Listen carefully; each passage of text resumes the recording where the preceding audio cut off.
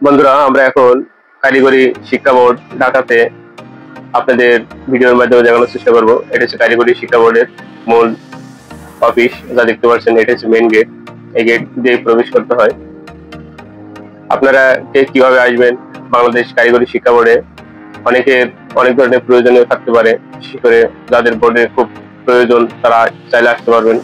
কিভাবে আসবেন, কোথা থেকে আসবেন, সম্পূর্ণ বিস্তারিত আজকের এই ভিডিওর মাধ্যমে আপনাদের জানিয়ে দেওয়ার চেষ্টা করব। বাংলাদেশ কারিগরি শিক্ষা বোর্ডে মূলত প্রতিদিন অফিস টাইমে খোলা হয়ে থাকে, যা আপনারা চাইলে আসতে পারেন। আর সরকারি যে ছুটিগুলো থাকে, মূলত সরকারি ছুটির দিন বন্ধ থাকে। এটা হচ্ছে একেবারে ভিতরের দিকে ওঠার যে ভিতরে যাওয়ার রাস্তা দেখতে পাচ্ছেন। এই সিঁড়ি দিয়ে ভিতরে যেতে হয়, যেটা আপনাদের ভিডিওর মাধ্যমে দেখানোর চেষ্টা করছি। খুবই সুন্দর সাজানো গোছানো, আমার কাছে খুবই ভালো লেগেছে। দেখতে পাচ্ছেন এটা একেবারে।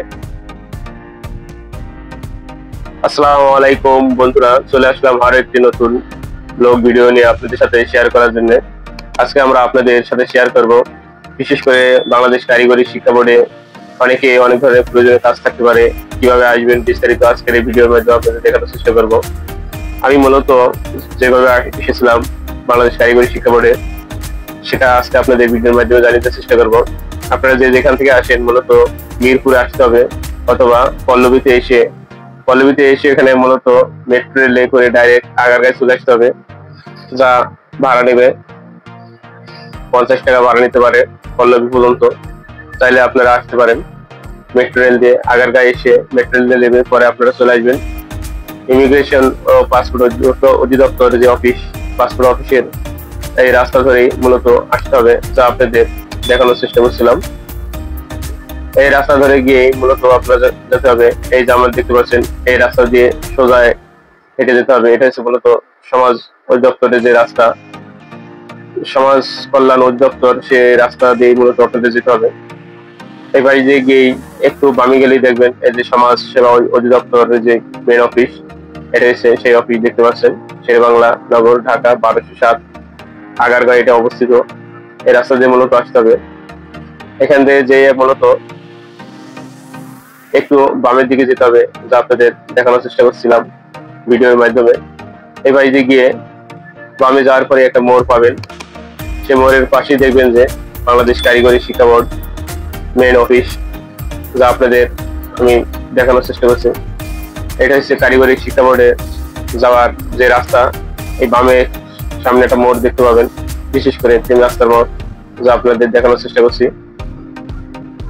চাইলে আপনারা রিক্সা করে আসতে পারেন। রিক্সা মূলত যদি আপনারা আগারগাঁও মেট্রো স্টেশন থেকে যদি আপনারা ওঠেন, তাহলে রিক্সা মূলত আপনার কাছে 50 টাকা অথবা 40 টাকা ভাড়া নিতে পারে, যা আপনাদের জানিয়ে দেওয়ার চেষ্টা করলাম।